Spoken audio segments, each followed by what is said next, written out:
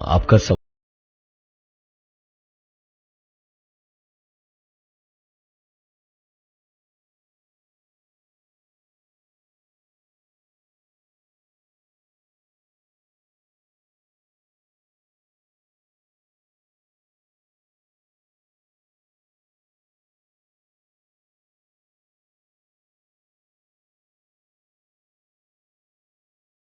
रहा नहीं जाता मुझसे। यहां दिल करता है कि सब कुछ छोड़कर भाग जाऊं यहां से। जो भी थोड़े बहुत पैसे मिलेंगे आपसे, उनसे किसी दूसरी जगह, एक नई जगह, एक नई जिंदगी शुरू करूंगा मैं। ये सारी बातें कह के साहनी साहब ने अपनी पैथोलॉजी के बचे हुए कुछ कागज पलाश मल्होत्रा के हाथों में दिए और वहां से बाहर की ओर चल दिए। पलाश को पैथोलॉजी बहुत दिनों से शुरू करने का दिल था और ये उसे बहुत सस्ते में मिल गई, तो उसने तुरंत खरीद ली। बाकी जो पैसे बचे उनसे सोचा कि रेनोवेशन करवा ले, तो अगले ही दिन से रेनोवेशन का काम शुरू करवा दिया उसने पैथोलॉजी में। जगह जगह से तोड़ के नए डिजाइन के लिए दीवारों का ही नहीं, पूरी बिल्डिंग का ही हुलिया बदलना बहुत जरूरी था। ड्रिल करता हुआ मजदूर बार बार ड्रिल रोकता और पानी डालकर फिर दोबारा ड्रिल करने लगता। अचानक ही ड्रिल पे काम करते हुए मजदूर के हाथ रुक गए। दीवार में जहां वो ड्रिल से छेद कर रहा था, वहां से अचानक सीमेंट और ईंट के टुकड़ों और धूल के साथ खून निकलकर बाहर आ रहा था। वो मजदूर चीखा और वहां से बाहर भागा और पलाश से आकर कहा, साहिब दीवार से खून आ रहा है साहिब। पलाश की आंखें ये सुनते ही सिकुड़ी और उसने चिढ़कर कहा, क्या बकवास कर रहा है? शराब पी है क्या तुमने? दीवार से खून आ रहा है, चल दिखा मुझे कहां से खून आ रहा है। मजदूर के साथ पलाश और उसका मैनेजर अंदर गए तो वहां जाकर देखा कोई खून वून नहीं था। ड्रिल करते वक्त दीवार में जो पानी डाला गया था वो ईंट के पिसे हुए टुकड़ों से घुल गई और वहां से लाल रंग बहकर बाहर आ रहा था, जिसे वो मजदूर खून समझ बैठा। बात आई गई हो गई। सारे दिन का बाकी का काम आराम से हो भी गया। शाम को जब सब बंद करने की बारी आई तो निकलने वालों में सबसे आखिर में पलाश था। सब कुछ बंद करके निकलने को हुआ तो अंदर से आती एक आवाज ने पलाश के कदमों को रोक दिया। पलाश रुका और वापस अंदर लाइट्स चलाता हुआ गया तो बिल्कुल आखिरी कमरे में घुसने के ठीक पहले ही आवाज बंद हो गई।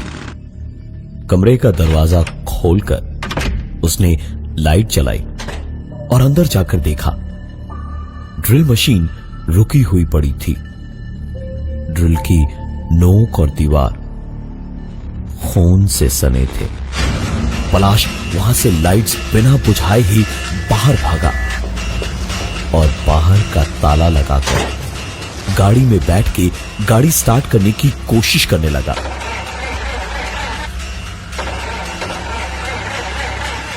लेकिन कई कोशिशों को करने के बाद भी गाड़ी उसकी शुरू नहीं हुई। पलाश ने वहां गाड़ी के चक्कर में टाइम न खराब करके पैदल घर निकलना ही बेहतर समझा। गाड़ी के शीशे चढ़ाकर गाड़ी को लॉक करके पलाश वहां से घर को पैदल ही निकल पड़ा। रात काफी हो चुकी थी। पूरा रास्ता सुनसान था। एक कुत्ता भी सड़क पर नहीं था। हवाएं बहुत तेज चल रही थी और एक जोड़ी कदमों की आहट उसे अपने पीछे से आती हुई सुनाई दे रही थी। पलाश ने बिना पीछे देखे अपनी चाल थोड़ी तेज कर दी, लेकिन उसकी चाल के तेज होते ही पीछे आते हुए कदमों की आहट भी तेजी से उसके करीब आने लगी। और आखिरकार जब पलाश से रहा नहीं गया तो वो रुका और पलटा तो देखा, एक बिल्कुल मामूली सा सूट बूट और टाई पहने बैग लिया हुआ सीधा साधा मेडिकल रिप्रेजेंटेटिव उसके करीब आ रहा था। पलाश के मुड़ते ही मुस्कुराकर उसने एक पर्चा आगे करके कहा, मल्होत्रा साहब, जरा बताएंगे ये एड्रेस कहां पे पड़ेगा? पलाश ने पर्चा लेकर देखा और पता देखते ही जैसे वो अपनी नींद से जागा। वो आदमी न सिर्फ उसका नाम जानता था, बल्कि पर्चे पर लिखा पता पलाश के घर का ही था। पलाश ने तुरंत अपना सर उठाकर देखा तो वो आदमी वहां दूर दूर तक कहीं नहीं था। पलाश वहां से घर की ओर भागा। भागते भागते रास्ते में लड़खड़ा के पलाश गिरा और सर पे चोट लगने से वहीं पर बेहोश हो गया।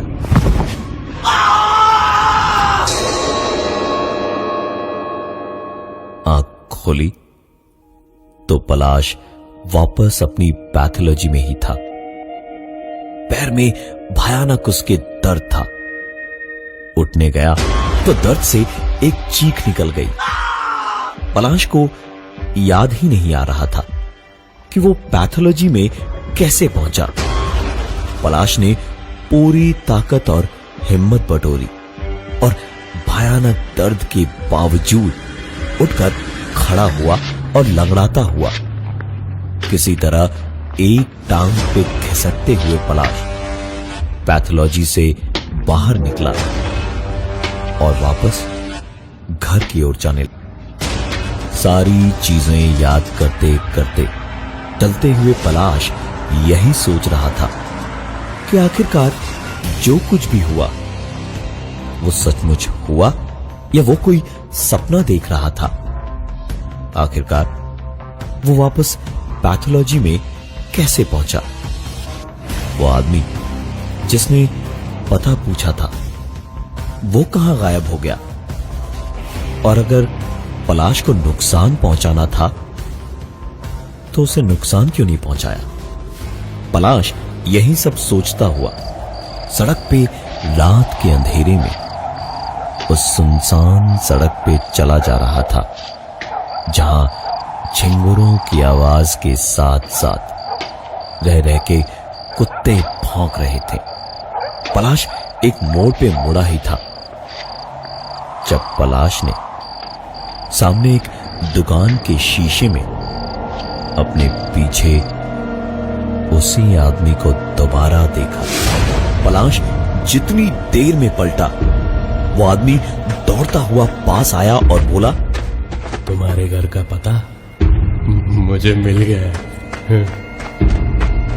और दौड़ता हुआ वहां से वो आदमी भाग गया। पलाश चाह के भी भाग नहीं पा रहा था, लेकिन अपने परिवार की चिंता सता रही थी उसे।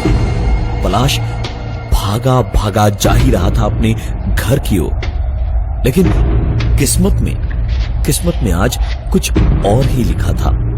एक बार फिर से पलाश सड़क पर किसी चीज से टकराया और बेहोश हो गया। आंख खोली तो एक बार फिर वो अपनी पैथोलॉजी लैब में ही था। फोन ट्राई करने का कोई मतलब ही नहीं था, क्योंकि उसके फोन में सिग्नल ही नहीं था। लैंडलाइंस अभी तक पैथोलॉजी के रिनोवेशन के चलते चालू नहीं हुई थी। पलाश एक बार फिर वहां से बाहर निकल के अपने घर की ओर भागा और इस बार किस्मत ने भी साथ दिया। पूरे रास्ते दौड़ते भागते जाते जाते रह रह के पीछे मुड़ मुड़ के पलाश देख रहा था, लेकिन आगे पीछे दाएं बाएं कहीं पर भी उस आदमी का कोई पता नहीं था। बिल्डिंग के पास पहुंच के पलाश की सांस में सांस आई कि चलो सब ठीक ही लग रहा है। दौड़ता हुआ पलाश लिफ्ट तक गया, लेकिन लिफ्ट 12वें माले पर थी। लिफ्ट जब तक नीचे आती उतनी देर में पलाश आराम से अपने दूसरे माले के फ्लैट तक पहुंच जाता। पलाश एक सीढ़ी छोड़कर कूदता हुआ पहले माले पे ही पहुंचा था जब पीछे से लिफ्ट निकली और वही आदमी उस नीचे जाती लिफ्ट से चिल्लाकर बोला, घबराइए मत मल्होत्रा साहब, आपकी बिटिया ने खाना खा लिया है। पलाश दौड़ता भागता हुआ उस लिफ्ट के पीछे गया, पर उस लिफ्ट में अब कोई नहीं था। पलाश वापस सीधा अपने घर की ओर दौड़ा और घर का दरवाजा खोलने की जरूरत नहीं पड़ी, क्योंकि दरवाजा खुला था और पलाश की बीवी के रोने की आवाजें बाहर तक आ रही थी। सामने पलाश की 6 साल की बेटी प्रिया की लाश पड़ी थी।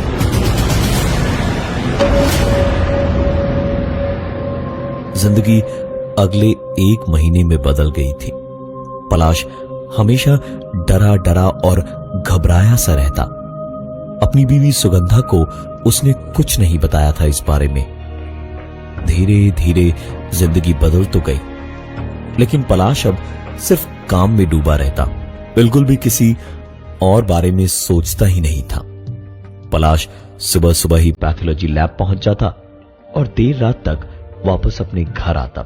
सुगंधा भी चुपचाप और खामोश ही रहती हमेशा। कुछ बातें करना, साथ में वक्त बिताना दोनों भूल चुके थे। एक दिन पैथोलॉजी लैब में ही पलाश शाम को बैठा अकाउंट्स वगैरह देख रहा था जब रिसेप्शन से फोन आया और फोन उठाने पर आवाज आई, सर कोई आपसे मिलने आया है, कार्ड लेके रख लूं या अंदर भेज दूं? पलाश के पास बहुत काम था तो उसने कार्ड रख लेने को कहा।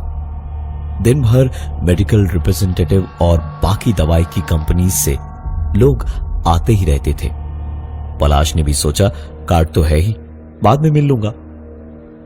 देर रात काम खत्म करते करते उसे आज काफी वक्त लग गया। पलाश ने सब चेक करके गाड़ी स्टार्ट की और घर की ओर निकल पड़ा। आज चारों तरफ काफी कोहरा जमा था। धीमे धीमे अपनी गाड़ी चला रहा था पलाश। गाड़ी की फॉग लाइट्स खराब हो रखी थी तो नॉर्मल हेडलाइट्स और पार्किंग लाइट्स ऑन रख के ही गाड़ी चला रहा था पलाश। हेडलाइट्स में कोहरा और ज्यादा चमक रहा था, जिस कारण देखना मुश्किल हो रहा था। कुछ ही दूर गया था वो जब कोहरे की चमक में कार के अंदर भी ऐसा लग रहा था जैसे सब कुछ चमक रहा है। और इसी चमक में धीमे धीमे गाड़ी चलाते हुए पलाश ने अचानक रियर व्यू मिरर में देखा तो पीछे वही आदमी बैठा था जिसको उस रात पलाश ने 2 बार देखा था और जिसके दिखने के बाद उसकी बेटी इस दुनिया से चल बसी थी। पलाश गुस्से में पीछे पलटा, आज मैं तुझे नहीं। लेकिन अपनी बात पूरी नहीं कर पाया पलाश, क्योंकि पलट के देखते ही वह आदमी वहां नहीं था। पलाश इतने दिनों से लगातार काम करके खुद को बेटी के मौत के गम में डुबो के इतना परेशान हो गया था। उसने इस हादसे के बाद अपनी गाड़ी साइड में रोकी और उतरकर सड़क के कोने में बनी एक बेंच पर बैठ गया। कुछ देर वहीं बैठा रहा जब उसका फोन बजा। उठाया तो उधर से बेहद जानी पहचानी एक आवाज आई। क्या सर, पैथोलॉजी में मिले भी नहीं, कार्ड दिया तो फोन भी नहीं किया। उस आदमी ने इतना कहते के साथ ही फोन काट दिया। पलाश वापस फोन करता रह गया, लेकिन फोन नहीं लगा। वो वहां से उठा और सीधा अपनी पैथोलॉजी लैब की ओर भागा। ढूंढ ढूंढ के परेशान हो गया, लेकिन उसे वो कार्ड नहीं मिला जो आज रिसेप्शनिस्ट उसे देकर गया था। पलाश कुछ करे इससे पहले ही उसका मोबाइल फिर से बजा, और इस बार उठाने पर उस आवाज ने कहा, मल्होत्रा साहब, घर पे आप भाभी को अकेला छोड़ के आते हैं, कम से कम फोन करके पूछ तो लिया करिए, ठीक है नहीं है, कैसी है।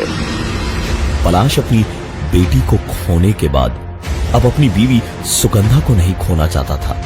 तुरंत गाड़ी स्टार्ट करके उसी घने कोहरे में निकल पड़ा और घर पहुंच के दरवाजा अपनी चाबी से खोल के अंदर घुसा तो पलाश की आंखें फटी की फटी रह गई। जिंदगी से उसका भरोसा उठ गया था। सामने डाइनिंग टेबल पर कांच टूटा हुआ पड़ा था। खून पूरे फर्श पे फैला हुआ था और उस खून और कांच के टुकड़ों के बीच उसकी बीवी सुगंधा की लाश पड़ी थी।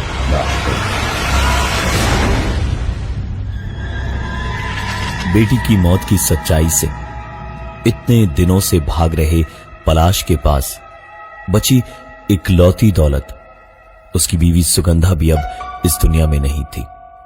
पलाश के पास आज पैसा तो था, लेकिन किसके लिए? यही सोच सोच के पलाश पागल हुआ जा रहा था। उसके पास अब कुछ नहीं था। अगर था तो सिर्फ गुस्सा, एक पागलपन जिसकी वजह से बीवी और बेटी उससे छिन गए। पलाश चाहता था बस एक बार उस आदमी की आंखों में आंखें डालकर पूछ सके कि आखिर उसने या उसकी बीवी बच्ची ने क्या बिगाड़ा था उसका, जो उनके साथ ये सब हो रहा था। ऐसे ही रह रह के रोता हुआ पलाश बैठा हुआ था घर के एक कोने में, जब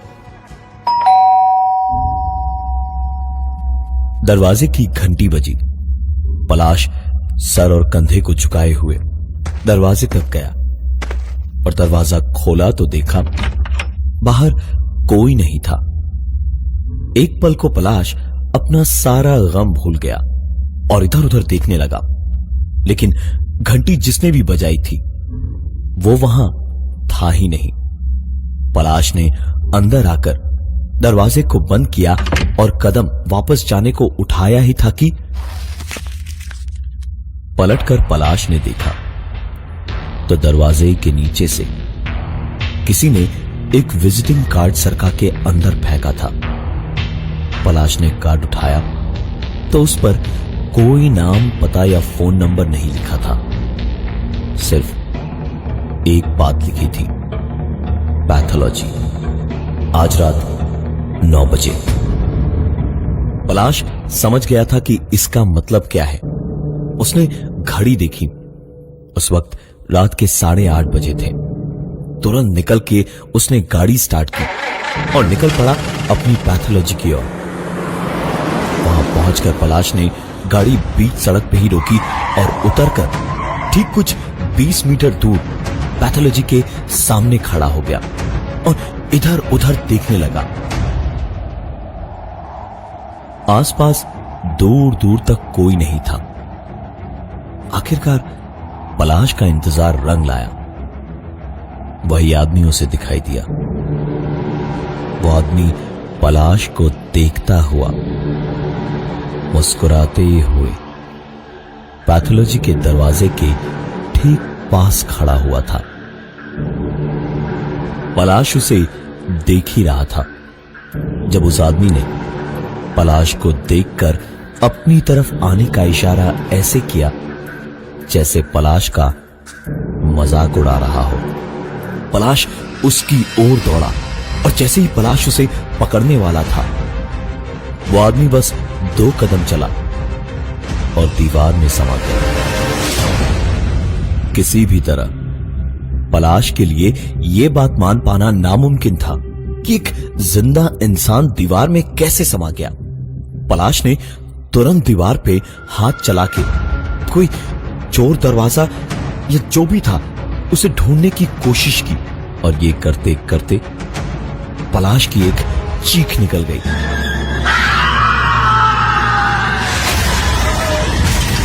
क्योंकि पलाश के हाथ पैर जैसे किसी ने दीवार से जकड़ दिए थे।